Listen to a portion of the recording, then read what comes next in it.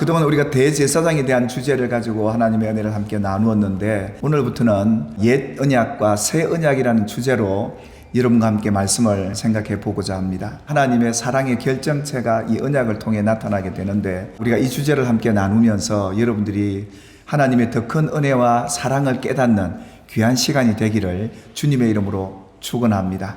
우리 신앙생활이라는 것은 하나님의 언약, 곧 약속의 말씀을 근거해서 살아가는 것입니다. 그래서 하나님께서 당신의 백성들에게, 구원받은 백성들에게 하나님의 이 언약에, 이 말씀을 우리에게 주셔서 우리가 하나님의 뜻대로, 하나님 원하는 대로 살아가는지를 늘 점검하고 그걸 기준으로 삼아야 될 내용이 바로 이 하나님의 언약이었습니다. 그래서 하나님께서 이스라엘 백성을 구원해 내시고 그들과 맺은 이 언약, 그런데 그들이 살아가는 이 광야는 앞으로 그들이 들어갈 가나안과는 다른 곳이었습니다. 그래서 하나님은 이스라엘 백성들에게 이 언약을 주신 목적이 이 땅에서 잘 사는 의미도 있지만, 중요했던 것은 가나안에 들어가서 하나님이 다스리고 통치하는 그 가나안에 들어가서 이렇게 사는 것이 하나님의 백성답게 사는 것이다 라는 그 기준으로 주셨던 말씀이 바로 이 언약의 말씀이 되겠습니다. 그런데 오늘 하나님께서 우리에게 주신 이 언약이 하나만 있었던 게 아니었습니다. 옛 언약이 있었고요, 또 새로운 새 언약이 있었습니다. 하나님께서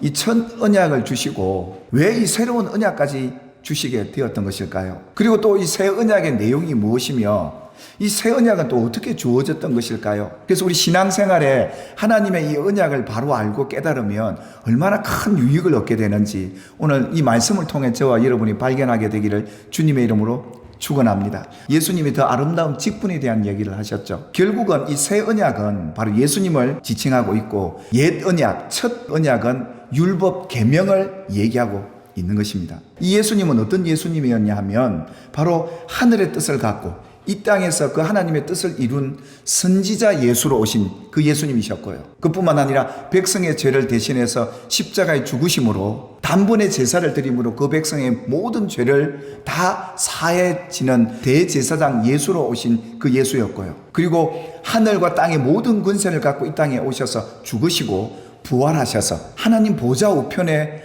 왕의 권세를 갖고 지금도 세상을 다스리고 계신 그분 예수, 왕이신 예수, 그 예수님에 대해서 지금까지 우리는 함께 살펴봤던 것인데요, 오늘 8장 7절에 보니까 그 첫 언약이 무엇하였더라면 둘째 것을 요구할 일이 없었고, 그래서 둘째 언약, 새 언약 예수가 필요했다, 그렇게 얘기를 하고 있고요. 13절에 보니까 새 언약이라고 말씀했기 때문에 이제는 새 것이 왔으니까 옛 것은 어떻게 되느냐, 낡아지고 없어져 가야 되는 것이다 라고 얘기를 합니다. 그렇다면 여러분, 이 첫 언약 율법 계명이 흠이 있는 것일까요? 문제가 있는 것일까요? 흠이 있으니까 새로운 게 필요했다고 이렇게 오늘 히브리서 기자는 얘기하고 있는데요, 첫 언약 이 율법 계명은 완전한 말씀이었습니다. 19편 7절 한번 읽어볼까요? 여호와의 율법은 완전하여 영혼을 소성시키며 여호와의 증거는 확실하여 우둔한 자를 지혜롭게 하며. 오늘 예수님은 율법에 대해서 완전하다고 하는데 율법이 흠이 있다는 얘기가 아니었습니다.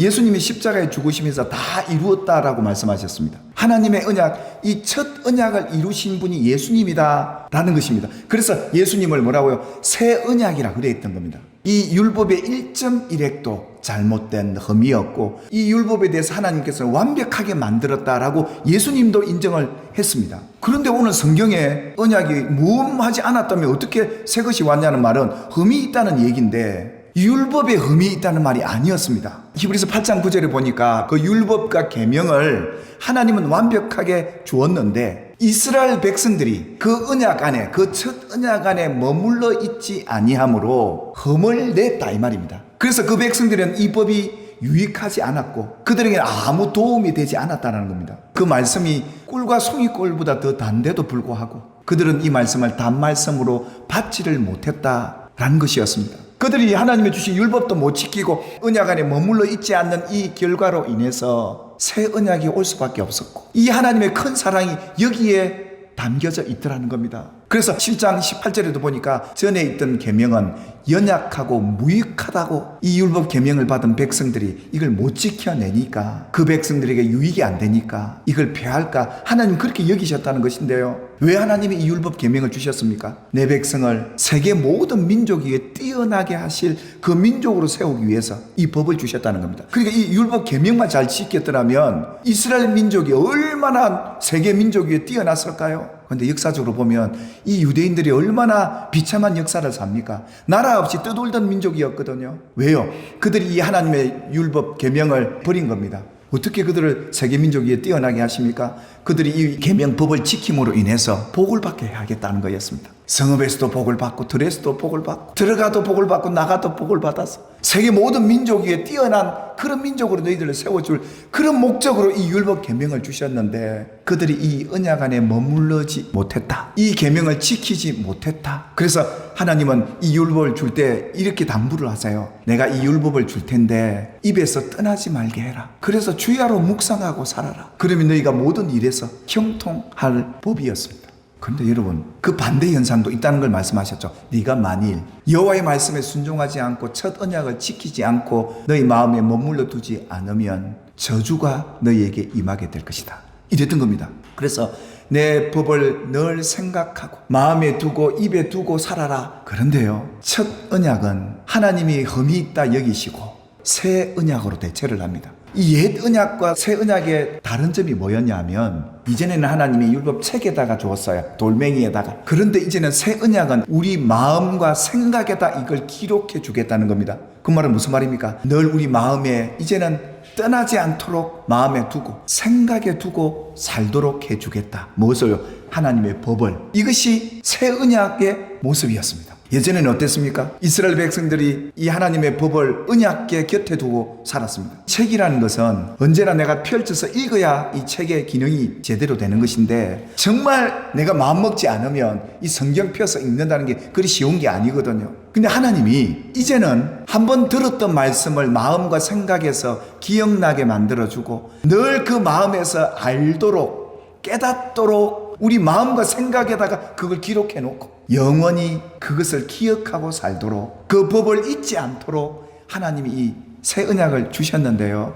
여러분, 이 새 언약은 어떻게 만들어졌느냐? 예수님의 십자가의 죽음을 통해서 성소의 휘장이 위로부터 아래로 갈라지면서 한쪽의 휘장이 무엇으로 바뀌느냐 하면, 그들 마음과 생각에 이 하나님의 법을 기록할 수 있도록 다른 보혜사 성령을 그들에게 보내서 그들의 마음과 생각에 기록한 이 법을 잊지 않도록 하나님이 이 방법을 취하셨던 겁니다. 이것이 새 언약의 핵심이었습니다. 이제는 예수님이 십자가 죽으심으로 그들의 모든 죄들을 사하시고 이제는 성령을 보내셔서 우리 마음에 늘 영원토록 있게 해주어서 언약의 백성으로 살아가도록 하신 이 하나님의 사랑을 여기서 발견하게 됩니다. 이 율법 계명, 우리의 생각과 우리 의지로 못 지킵니다. 우리 머리로는 이해가 되는데 우리 마음이 안 움직일 때도 있단 말입니다. 하나님은 사랑하고 싶은데 여전히 세상을 사랑하는 것들이 많단 말입니다. 정말 주님을 사랑하는, 하나님을 사랑하고 이 계명을 지킬 제자들을 하나님 세우시기 위해서 이 새 언약을 그들에게 주시면서 나의 계명을 지키는 자가 나를 사랑하고 하나님을 사랑하는 자가 될 것이다. 근데 그 계명을 어떻게 지키느냐? 성령이 오심으로 하나님의 법을 지킬 수 있도록 해주셨는데, 새 언약의 핵심 내용이 뭐냐 하면 바로 이겁니다. 과거에는 그들이 율법을 지키지 않으면 하나님이 벌을 하셨어요. 근데 이제는 뭡니까? 내가 그들의 불의를, 그들의 죄를 긍휼히 여기겠다. 예수님의 십자가 죽으신 이유가 이거였거든요. 그러면서 뭐라고 얘기하냐면, 내가 더 이상 너희 죄를 기억도 안 하겠다. 그 말은 무슨 말입니까? 너는 죄에서 자유하고 살아라. 너희는 더 이상 죄의 백성이 아니라 의의 백성이고, 광야 같은 세상 속에서 때로는 넘어지고 쓰러져서 죄 가운데 있을지라도 내가 너희를 사랑하겠다.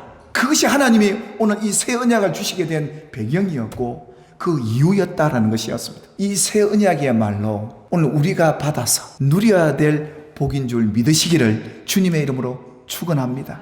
여전히 우리의 삶의 현실은 이렇지 않습니까? 사도 바울처럼 공고합니다.